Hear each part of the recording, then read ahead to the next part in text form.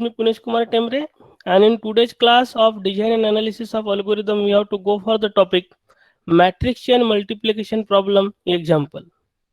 So here we have problem 1.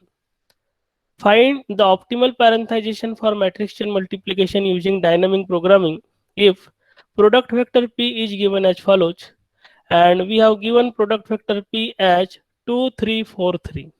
So in this way one product vector is given to us, and then it is asked to find out the optimal parenthesization for one of the instance of matrix chain multiplication problem. Now we have to go for the solution. So first we have step 1, compute the first diagonal of matrix M. So we have already discussed in previous class, whenever we have to solve a matrix chain multiplication problem, at that time we have to compute two matrices. एक matrix compute करना होता है matrix M, और दूसरा matrix compute करना होता है yes. तो एम एंड यस ऐसे दो तरह के मैट्रिसेस हमें कंप्यूट करना होता है. तो मैट्रिक्स एम में जनरली हम ऑप्टिमल कॉस्ट स्टोर करते हैं, जबकि मैट्रिक्स एस में जनरली हम ब्रेकेट स्टोर करते हैं कि जहां से हम पैरेंथाइजेशन परफॉर्म कर सके. तो as far as step 1 is concerned, here we have to go for computation of first diagonal of matrix M. So we have given that product vector P is 2 3 4 3, and that's why we can say that P0 will be equals to 2, P1 will be equals to 3, P2 will be equals to 4, and P3 will be equals to 3. Then from given product vector we can compute how many number of matrices will be there. तो generally अगर product vector का size अगर 4 है, इसका मतलब total 3 मैट्रिसेस हमारे पास यहाँ पे होंगे. जैसे कि अभी आप देख सकते हैं हमारे प्रोडक्ट वेक्टर में टोटल 4 वैल्यूज है, 2 3 4 3. इसका मतलब ये है कि जितना प्रोडक्ट वेक्टर का साइज होता है that -1 will be the number of matrices, and that's why we have 3 matrices over here. और ये तीनों मैट्रिसेस रहेंगे A1 A2 A3. अब A1 A2 A3 का डायमेंशन क्या होगा? तो फर्स्ट मैट्रिक्स का डायमेंशन जो होगा वो होगा P0 by P1, and that's why here we have first matrix A1 with dimension P0 that is 2 and P1 that is 3, that is 2 by 3. So 2 by 3 is the dimension of matrix A1. Then next we have matrix A2. Matrix A2 का मतलब होगा P1 by P2, and that's why matrix A2 dimension will be 3 by 4. And we have last matrix A3. अब A3 के dimension रहेंगे P2 by P3 that is 4 by 3. And that's why from given vector हमने calculate किया कि total matrices कितने रहेंगे और उनके डायमेंशंस क्या होंगे. तो हमारे पास total matrices 3, A1 A2 A3, और उनके डायमेंशन है 2 by 3, 3 by 4 and 4 by 3. As we have only 3 matrices A1 A2 A3, therefore the structure of matrix M and matrix S will be as follows. तो जैसे कि हमारे पास total 3 matrices है, and that's Y 3 matrix के हिसाब से matrix M का स्ट्रक्चर जो रहेगा वो कुछ इस तरीके का रहेगा. हमेशा ध्यान रखिएगा 3 मैट्रिसेस है, दैट्स वाई 1 2 3. तो हमें हॉरिजेंटली 1 2 3 लिखना है और वर्टिकली भी 1 2 3 लिखना है. हॉरिजेंटल 1 2 3 का मतलब है J इज इक्वल टू 1 2 3, और वर्टिकल 1 2 3 का मतलब है I is equal to 1 2 3. And that's why हमारे पास पहला मैट्रिक्स जो है वो है M ऑफ IJ, और M ऑफ IJ का स्ट्रक्चर कुछ इस तरीके से रहेगा. ऐसा स्ट्रक्चर हमें इसलिए मिला क्योंकि हमारे पास टोटल 3 मैट्रिसेस है. अब मैट्रिक्स M से हम मैट्रिक्स S का स्ट्रक्चर कंप्यूट कर सकते हैं, और मैट्रिक्स M से मैट्रिक्स S का स्ट्रक्चर जब हम कंप्यूट करेंगे तो at that time we have to eliminate the first diagonal from matrix M. तो हमारा मैट्रिक्स एम जो है इस मैट्रिक्स एम से फर्स्ट डायगोनल हम हटा देंगे. तो फर्स्ट डायगोनल कौन सा होगा? ये वाला. आप ध्यान दीजिएगा मेरे कर्सर पे. तो इस फर्स्ट डायगोनल को हम हटा देंगे, एंड दैट्स वाई हमारे पास मैट्रिक्स एस जो रहेगा वो इस तरह का क्या रहेगा. तो फर्स्ट डायगोनल की वजह से फर्स्ट वाला सेल हमारा हट गया, that is cell 1 1, cell 2 2 and cell 3 3. ये तीनों सेल हट जाएंगे, and that's why resultant matrix जो बनेगा वो इस तरीके का बनेगा. तो अभी हमने मैट्रिक्स एम और मैट्रिक्स एस का स्ट्रक्चर कंप्यूट किया है, and now we have to go for computation of first diagonal of matrix M. तो मैट्रिक्स एम का फर्स्ट डायगोनल जो है वो हमें कैलकुलेट करना है. तो अभी हमारे पास मैट्रिक्स एम का स्ट्रक्चर है, तो मैट्रिक्स एस का स्ट्रक्चर इस तरीके से है, और प्रोडक्ट वेक्टर पी दिया हुआ है जिसमें P0 P1 P2 और P3 की वैल्यूज है 2 3 4 3. And now we have to go for computation of first diagonal of matrix M. तो बाय यूजिंग डायनामिक प्रोग्रामिंग अगर हम मैट्रिक्स एम का फर्स्ट डायगोनल कैलकुलेट करते हैं, तो at that time recursive relation हमारे पास कुछ इस तरीके का दिया है। तो this is what the complete recursive relation for computation of matrix M. अब हमें फर्स्ट डायगोनल कैलकुलेट करना है। फर्स्ट डायगोनल बोले तो मैट्रिक्स एम के सेल जो होंगे वो होंगे एम ऑफ 1 1 और एम ऑफ 2 2 और एम ऑफ 3 3, ऐसे तीन सेल्स हमें कंप्यूट करने। And that's why cell M of 1 1 की बात अगर हम करेंगे तो I will be equal to 1, हम वर्टिकल वैल्यू को आई बोलते हैं और हॉरिजेंटल वैल्यू को हम जे बोलते हैं। तो दैट्स वाई एम ऑफ 1 1 का मतलब horizontal and vertical both the values are same, that is i will be equal to j. और i is equal to j इस तरह का सिचुएशन अगर है, इसका मतलब m of I comma J will be equal to zero if I is equal to j. इस तरह का रिकर्सिव रिलेशन हमें यूज करना पड़ेगा। And that's why for first diagonal recursive relation जो यूज करना है that will be M of i j is equal to zero if I is equal to j. And that's why first cell जो होगा that will be M of 1 1 and m of 1 1 will be equal to zero. तो simply m of 1 1 equal to zero इस value को हमें store कर देना है। तो अभी हमने m of 1 1 is equal to zero को स्टोर कर दिया। देन नेक्स्ट सेल जो होगा that will be M of 2 2। M of 2 2 के लिए फिर से i comma J is equal to i is equal to j. M of 2 2 के लिए फिर से आई इज इक्वल टू जे, ये कंडीशन ट्रू हो रहा है and that's why value will be initialised to zero and that's why m of 2 2 will be equal to zero. Similarly, m of 3 3 will be equals to 0 and that's why m of 3 3 will be equals to 0। तो आप simply देख सकते हैं कि m of i comma j इस particular matrix में हमने first diagonal को जीरो से इनिशियलाइज किया है। Getting it? तो this was about the step 1 into which we have computed the first diagonal of matrix M, and now we have to go to step 2. Our step 2 is regarding compute second diagonal of matrix M and S। तो हमारा matrix M जो है इसका second diagonal और matrix S जो है उसका first diagonal, इस तरीके से हमें मैट्रिसेस कैलकुलेट करना है। एंड दैट्स वाई जब हम डायनामिक प्रोग्रामिंग यूज करेंगे एमसीएम प्रॉब्लम के लिए तो हमारा कंप्लीट रिकर्सिव रिलेशन कुछ इस तरीके से है। अभी जब हम सेकंड डायगोनल कैलकुलेट कर रहे हैं मैट्रिक्स एम का तो हमें सेल कैलकुलेट करना पड़ेगा एम ऑफ 1 2 या फिर सेल कैलकुलेट करना पड़ेगा एम ऑफ 2 कॉमा 3। अब यहाँ देखिए एम ऑफ 1 कॉमा 2 या फिर एम ऑफ 2 कॉमा 3। तो एम ऑफ 1 कॉमा 2 इस पर्टिकुलर सेल की अगर हम बात करेंगे तो इस पर्टिकुलर सेल के लिए आई का वैल्यू जो रहेगा दैट विल बी 1 और जे का वैल्यू जो रहेगा दैट विल बी 2, यानी आई इज इक्वल टू जे। ये कंडीशन ट्रू होगा क्या? No. And that's why M of I comma J is equal to zero if I is equal to J, this particular recursive relation will not be applicable. उसका second part applicable रहेगा, otherwise वाला पोर्शन। And that's why for computation at second diagonal जो recursive relation हमें use करना है that will be M of i J will be equal to M of i k plus M of के plus 1 comma j plus P I minus 1 into p k into p j. इस particular recursive relation को हमें use करना पड़ेगा। Getting it? And now we have to go for the cell M of 1 comma 2। तो अभी हम M of 1 comma 2 के लिए अगर हम जाते हैं तो आई की वैल्यू हो जाएगी 1 और जे की वैल्यू हो जाएगी 2। और ऐसे सिचुएशन में हमें पॉसिबल के वैल्यूज फाइंड आउट करना है। अब के पॉसिबल वैल्यूज फाइंड आउट करने के लिए आई इज इक्वल टू 1 पुट करना पड़ेगा और जे इज इक्वल टू 2 पुट करना पड़ेगा। तो आई इज इक्वल टू 1 हमने पुट किया और जे इज इक्वल टू 2 पुट किया। तो इस इक्वेशन को फुलफिल करने वाले पॉसिबल वैल्यूज ऑफ के फाइंड आउट करना है। कहने का मतलब ये है कि ऐसे के वैल्यूज हमें फाइंड आउट करना है जो कि आई से ग्रेटर या आई के इक्वल हो और जे से छोटे हो। यानी we have to find out the values of k in such a way that the values will be either greater than or equals to I and less than j। तो ऐसे सिचुएशन में यहाँ पे k की एक ही possible value हो सकती है that is what 1। And that's Y अगर हम एम ऑफ 1 कॉमा 2 कंप्यूट अगर करते हैं तो एम ऑफ 1 कॉमा 2 के लिए एक ही वैल्यू ऑफ के पॉसिबल है that is K is equal to 1। And that's why अब इस पर्टिकुलर रिकर्सिव रिलेशन को अगर हम लिखेंगे तो रिकर्सिव रिलेशन बन जाएगा एम ऑफ 1 2, क्यों? क्योंकि हमें एम ऑफ 1 2 कैलकुलेट करना है। तो M of I comma J will be equal to M of 1 2 is equal to M of I comma K. तो आई का वैल्यू हो जाएगा 1 और के का वैल्यू हो जाएगा फिर से 1। इसका मतलब ये क्या बन जाएगा M of 1 1 plus M of के प्लस 1 यानी 1 plus 1 that is 2 comma J. J का वैल्यू क्या होगा 2, इसलिए M of 2 comma 2 plus P I minus 1। I की वैल्यू कितनी है यहाँ पे 1 and that's why P I minus 1 का मतलब हो जाएगा पी जीरो इंटू पी के। यानी P1 इंटू Pj यानी हो जाएगा P2।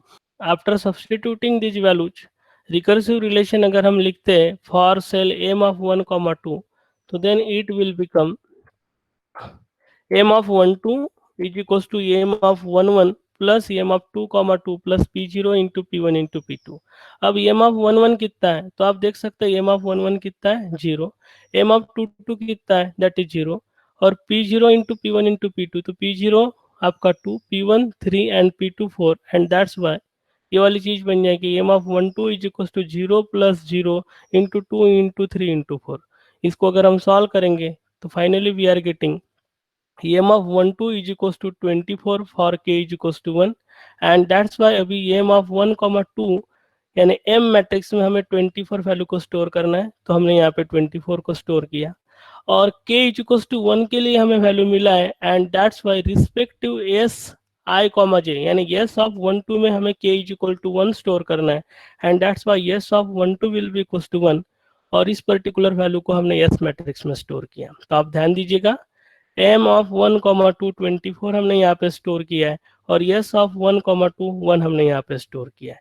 तो in this way we have done with first cell regarding diagonal 2, and now we have to go to next cell. Next cell कौन सा होगा, m ऑफ 2 कॉमा 3। तो that's why m of 2 comma 3 अगर हम compute करने जाते हैं तो के कितने पॉसिबल वैल्यूज रहेंगे, तो आप i की वैल्यू 2 पुटअप करो, j की वैल्यू 3 पुटअप करो, तो k की एक ही पॉसिबल वैल्यू रहेगी that is 2, and that's why by considering k is equals to 2 फिर से हमें इस रिकर्सिव रिलेशन को लिखना है। तो रिकर्सिव रिलेशन क्या बनेगा, recursive relation will become m of 2 comma 3 is equals to m of 2 comma 2 plus m of 3 comma 3 plus p1 into p2 into p3। Simply आपको i is equals to put करना है 2, j is equals to 3 and k is equals to 2 put करके इस equation को simplify करना है, तो you will get m of 2 3 is equals to m of 2 2 plus m of 3 3 plus p1 into p2 into p3। अब m of 2 2 कितना है 0, m of 3 3 कितना है 0, and p1 into p2 into p3, इसका मतलब 3 into 4 into 3, and therefore m of 2 3 का value बन जाएगा 0 प्लस 0 प्लस 3 इंटू 4 इंटू 3, और इसको सिंप्लीफाई करने के बाद वैल्यू मिलेगा 36, and that's why m of 2 comma 3 में हमें वैल्यू जो स्टोर करना पड़ेगा दैट विल बी 36। तो आप देख सकते हैं यहाँ पे हमने 36 वैल्यू स्टोर करके रखा है, and we are getting this m of 2 3 is equals to 36 for k is equals to 2, and that's why s of 2 comma 3 will be equals to 2। so in this way s of 2 comma 3 is equals to 2, so this value we have to store over here, and therefore s of 2 comma 3 will be equals to 2। so in this way we have done the computation at diagonal 2, and now we have to go to third diagonal। so now in step number 3 we have to compute the third diagonal of matrix m and s। तो third diagonal of matrix M and S अगर calculate करना है तो recursive relation हमारे पास कुछ इस तरीके से है। तो थर्ड डायगोनल में हमें जो सेल कैलकुलेट करना है that will be equals to M of 1 comma 3। तो एम ऑफ 1 कॉमा 3 इसका मतलब आई इज इक्वल्स टू 1 रहेगा और जे इज इक्वल्स टू 3 रहेगा, इसका मतलब अदरवाइज वाला पोर्शन अप्लीकेबल रहेगा, and that's Y third diagonal के लिए रिकर्सिव रिलेशन अगर हम लिखते हैं तो रिकर्सिव रिलेशन बनेगा m of ij will be equals to minimum of m of ik plus m of k plus 1 comma j plus pi minus 1 into pk into pj for i less than equals to k less than j। अब हमें जो cell value calculate करना है वो है m of 1 comma 3, and that's why m of 1 comma 3 calculate करते वक्त i की वैल्यू तो रहेगी हमारे पास 1 और j की वैल्यू रहेगी 3, तो how many possible values of k will be there, तो i is equals to 1 put up करो और j इज इक्वल्स टू 3 अगर पुटअप करते तो k के पॉसिबल वैल्यूज रहेंगे हमारे पास दो, एक रहेगा 1 और दूसरा रहेगा 2 जो कि इक्वेशन फुलफिल करेगा i less than equals to k less than j, and that's why now we have two possible values of k, and therefore for computation of m of 1 comma 3 two values of k are possible as k is equals to 1 and 2। क्यों, क्योंकि हमारा condition जो था आई less than equals to के less than जे, ये condition fulfil करने वाले के दो पॉसिबल वैल्यूज हमारे पास अवेलेबल है, and that's why by considering K is equals to 1 एक बार हमें रिकर्सिव रिलेशन कैलकुलेट करना पड़ेगा, then bye considering K is equals to 2 फिर से रिकर्सिव रिलेशन हमें कैलकुलेट करना पड़ेगा, तो in this way we will get two values of M of 1,3। एक वैल्यू मिलेगा फॉर के इज इक्वल्स टू 1 और दूसरा वैल्यू मिलेगा फॉर के इज इक्वल्स टू 2। बाद में दोनों में से मिनिमम वैल्यू को हम सिलेक्ट करेंगे and that value we have to store in M of 1,3। और पर्टिकुलर जिस के वैल्यू के लिए मिनिमम वैल्यू मिल रहा है उस के वैल्यू को हमें स्टोर करना पड़ेगा यस मैट्रिक्स में। Getting it? तो सबसे पहले के इज इक्वल्स टू 1 के लिए हम ये रिकर्सिव रिलेशन कंप्यूट अगर करते हैं तो रिकर्सिव रिलेशन बनेगा फॉर के is equals to 1 M of 1,3 will be equals to M of 1,1 plus M of 2,3 plus P0 into P1 into P3। Simply आपको आई की वैल्यू लेना है यहाँ पे 1, जे की वैल्यू लेना है 3 और के की वैल्यू लेना है 1, and you have to rewrite the entire recursive relation. You will get this term m of 1 comma 3 will be equals to m of 1 1 plus m of 2 3 plus p0 into p1 into p3। अब m of 1 1 कितना है? m of 1 1 हमेशा रहेगा 0। क्यों? क्योंकि i equals to j जब होता है तो 0 रहेगा। m of 2 comma 3 कितना है? तो आप देख सकते हैं m of 2 comma 3 will be equals to 36, तो आपको यहाँ पे 36 लिखना है। And then we have p0 is equals to 2, p1 is equals to 3 and p3 is equals to 3। Simply ये वैल्यू सब्सटीट्यूट करना है और वैल्यू सब्सटीट्यूट करने के बाद जब हम इसे सिंप्लीफाई करेंगे तो it will be equals to 3 into 3 into 2 plus 36, तो इट कम्स आउट 54। तो M of 1,3 will be equals to 54 for के इज इक्वल्स टू 1। अब डायरेक्टली इस पर्टिकुलर वैल्यू को अभी हम यहाँ पे स्टोर नहीं करेंगे। क्यों? क्योंकि यहाँ में हमें मिनिमम वैल्यू स्टोर करना है। तो bye considering K is equals to 1 के लिए अभी हमें एम ऑफ 1,3 54 मिला है।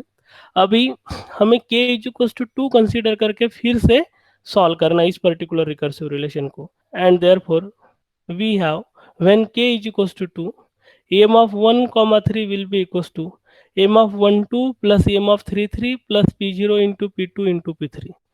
सिंपली मैंने यहाँ सिंप्लीफाई किया है। आई की वैल्यू ली है 1, जे की वैल्यू ली है 3 और के का वैल्यू जो लिया है वो लिया हमने 2। तो we are getting the entire term as M of 1,3 is equal to M of 1 2 plus M of 3 3 plus p0 into p2 into p3। अब एम ऑफ 1,2 क्या है? तो एम ऑफ 1,2 है यहाँ पे 24। एम ऑफ 3,3 क्या है? एम ऑफ 3,3 रहेगा 0, p0 into p2 into p3, तो p0 is 2, p3 p2 is 4 and p3 is 3। Simply value substitute करेंगे तो इक्वेशन बन जाएगा M of 13 is equal to 24 plus 0 plus 2 into 4 into 3। इसको सिंप्लीफाई करने के बाद वैल्यू हमें मिल रही है M of 13 is equal to 48 for के इज इक्वल टू 2। नाउ अभी हमारे पास दो वैल्यूज है। सबसे पहला वैल्यू जो मिला था एम ऑफ 1,3 का फॉर के is equal to 1 that was 54 और सेकंड वैल्यू जो मिला था एम ऑफ 1,3 का फॉर के is equal to 2 that was 48। अब ये दोनों में से मिनिमम वैल्यू हमें लेना है। क्यों? क्योंकि एम ऑफ 1,3 की हमारे पास दो वैल्यूज है, के इज इक्वल टू 1 के लिए 54 और के इज इक्वल टू 2 के लिए 48। ये दोनों में से मिनिमम वैल्यू अगर हम चूज करते हैं तो इट कम्स आउट 48 फॉर के is equal to 2 and that's why M of 1,3 will be equal to minimum of 54, 48 that will be equal to 48 for के इज इक्वल टू 2।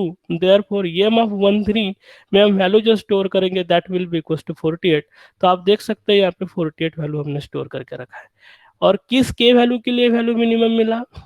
ये वैल्यू मिनिमम मिला है हमें के इज इक्वल टू 2 के लिए। तो इस के वैल्यू को हमें एस ऑफ 1,3 में स्टोर करना पड़ेगा and that's why S of 1,3 में जो वैल्यू स्टोर करेंगे that will be equal to 2। तो therefore we have S of 1,3 is equal to 2। Getting it? तो इन दिस वे हमने कंप्लीटली मैट्रिक्स एम और मैट्रिक्स एस को कैलकुलेट किया है। तो this was about the output of step number 3 and now we have to go to step 4। In step number 4 we have to compute the optimal number of multiplication। तो अभी हमें optimal number of multiplications पता करने। अब optimal number of multiplications कैसे पता चलेगा? तो optimal number of multiplications will be given by m of 1, n। The optimal number of multiplication will be given by m of 1, n। n का मतलब क्या है? n का मतलब है how many number of matrices were there. तो हमारे पास टोटल मैट्रिसेस कितने थे? टोटल मैट्रिसेस थे 3। और मैट्रिसेस कितने हैं ये कैसे पता चला था? हमारा जो प्रोडक्ट वेक्टर था वो प्रोडक्ट वेक्टर का साइज -1 एंड दैट्स व्हाई अगर हम n कैलकुलेट करते तो n का मतलब होगा लेंथ ऑफ p यानी प्रोडक्ट वेक्टर का साइज -1। तो प्रोडक्ट वेक्टर का साइज 4 था इसलिए हमें n इज इक्वल टू कितना मिला 3, और n इज इक्वल टू 3 अगर मिला है, इसका मतलब m ऑफ 1,3 से हमें ऑप्टिमल नंबर ऑफ मल्टीप्लिकेशंस मिलेंगे, and that's why optimal number of multiplications will be given by m of 1,3। अब m ऑफ 1,3 बोले तो कौन सा सेल है, ये वाला सेल, और यहाँ पे वैल्यू कितना है 48, and that's why m of 1,3 will be equal to 48। तो सिंपली इस वैल्यू को हमें यहाँ पे लिखना है, तो it comes out 48, and that's why total number of multiplication operations जो कि यानी कम से कम लगने वाले, and that's why optimal number of multiplications अगर हम कैलकुलेट करते हैं इस मैट्रिक्स चेन मल्टीप्लिकेशन को परफॉर्म करने के लिए, तो ये इट कम्स आउट 48। तो this was step 4 in which we got optimal number of multiplications. Now we have to go to step 5. So we have step 5. Step 5 is computation of optimal parenthization. अब optimal पैरेंथाइजेशन compute करने के लिए stack based algorithm हमारे पास है। Particularly इस particular problem के लिए example के लिए मैं शॉर्टकट मेथड आपको यहाँ पे दे रहा हूँ, बट आने वाले क्लासेस में हम मैट्रिक्स चेन मल्टीप्लिकेशन के और भी प्रॉब्लम्स लेने वाले हैं, तो उन प्रॉब्लम्स में ऑप्टिमल पैरेंथाइजेशन कंप्यूट कराने के लिए स्टैक बेस्ड एल्गोरिदम जो हम यूज करते हैं वो किस तरीके से यूज करने वाले हैं वो चीज़ हम पढ़ेंगे। But as far as today's problem is concern, हम एक शॉर्टकट मेथड यहाँ पे पढ़ने वाले हैं।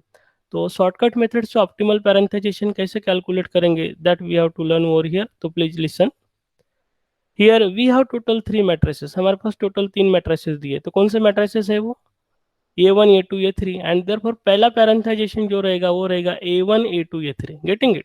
फिर से मैं दोहरा रहा हूँ, हम शॉर्टकट मेथड स्टडी कर रहे हैं, एक्चुअल एल्गोरिदम स्टडी नहीं कर रहे टू कंप्यूट द ऑप्टिमल पैरेंथाइजेशन। अब ये शॉर्टकट मेथड कैसे वर्क करेगा, इसके लिए हमने सबसे पहला पैरेंथाइजेशन अप्लाई कर दिया। हमने क्या किया, कितने मैट्रिसेस दिए हुए वो लिख लिए और उनका पैरेंथाइजेशन सबसे पहले परफॉर्म कर दिया। अब टोटल मैट्रिसेस कितने आपके पास में, 3।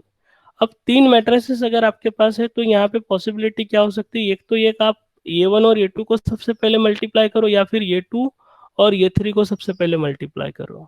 Getting it? And that's Y हम क्या करेंगे, इस पैरेंथाइजेशन का लोअर बाउंड कहाँ पे 1 पे और हायर बाउंड कहाँ पे 3 पे, इसलिए S ऑफ 1 to 3 इस तरह का वैल्यू हम फाइंड आउट करेंगे। तो इसलिए अगर हमें फर्स्ट ब्रेकेज अगर फाइंड आउट करना है तो फर्स्ट ब्रेकेज फाइंड आउट करते वक्त हम चेक करेंगे लोअर लिमिट से अपर लिमिट तक का ब्रेकेज कहाँ तक रहेगा। तो लोअर लिमिट क्या है हमारा 1 और अपर लिमिट क्या है 3। कहने का मतलब यह है कि फर्स्ट पैरेंथाइजेशन कहाँ पे है 1 पे और क्लोजिंग पैरेंथाइजेशन कहाँ पे 3 पे, इसलिए 1 to 3 ये हमारा टोटल प्रॉब्लम हो गया। और इस टोटल प्रॉब्लम को कहाँ से ब्रेक करेंगे, ये कैसे फाइंड आउट करेंगे, that will be given by yes of 1 to 3, and therefore हमें यहाँ चेक करना पड़ेगा एस ऑफ 1 to 3 क्या है। तो what is S of 1 to 3, तो S of 1 to 3 will be equal to this particular cell, value कितना है 2। तो S of 1 to 3 is 2, and that's why simply हम 2 के बाद में ब्रेकेज देंगे, 2 के बाद में ब्रेकेज देंगे यानी मैट्रिक्स 2 के बाद में हम ब्रेक यहाँ पे असाइन करेंगे, and that's why as we have S of 1 to 3 is equal to 2, therefore हमारा ब्रेकेज जो आएगा वो आएगा 2 के बाद, जो आपको यहाँ पे दिख रहा होगा। इसका मतलब ये है A1 और A2 एक साइड हो गया और A3 दूसरी साइड हो गया, यानी सबसे पहला मल्टीप्लिकेशन जो होगा मैट्रिसेस का वो किसका होगा, A1 और A2 का। तो accordingly here we have to draw the parenthesization, इसलिए A1 A2 ये पैरेंथाइजेशन पहले आएगा और उसके बाद में इसके रिजल्टेंट आंसर को हमें A3 से मल्टीप्लाई करना पड़ेगा। तो this will be the optimal parenthesization. तो this was the shortcut regarding how to compute the optimal parenthization from given matrix yes, getting it? तो this was the optimal parenthization for yes matrix। तो इस तरीके से हमने देख लिया कि ऑप्टिमल पैरेंथाइजेशन क्या रहेगा। तो ये 1 ये 2 को सबसे पहले हमें मल्टीप्लाई करना है और बाद में उसका रिजल्टेंट आंसर जो आएगा उसको ये 3 से मल्टीप्लाई करना है। तो ये 1 ये 2 एंड देन ये 3, इस तरीके से हमें ऑप्टिमल पैरेंथाइजेशन मिलेगा। एंड दैट्स वाई अगर हम फाइनल आंसर की बात करते हैं तो और final answer is optimal parenthesization is A1 A2 का मल्टीप्लिकेशन पहले और उसके रिजल्टेंट आंसर को हमें ये 3 से मल्टीप्लाई करना है। जबकि इस तरीके से मैट्रिक्स मल्टीप्लिकेशन अगर हम परफॉर्म करेंगे तो ऑप्टिमल नंबर ऑफ मल्टीप्लिकेशन जो लगने वाले होंगे that will be equal to 48। Now we have one assignment problem, find the optimal parenthization for matrix chain multiplication using dynamic programming if the product vector p is given as follows, and here you have given one product vector p as 4 10 3 12 27. So whatever the input I have provided in this video, by using that input, you have to solve this particular problem. So this was all about how to solve optimal parenthesization problem or matrix chain multiplication problem by using dynamic programming. Thank you.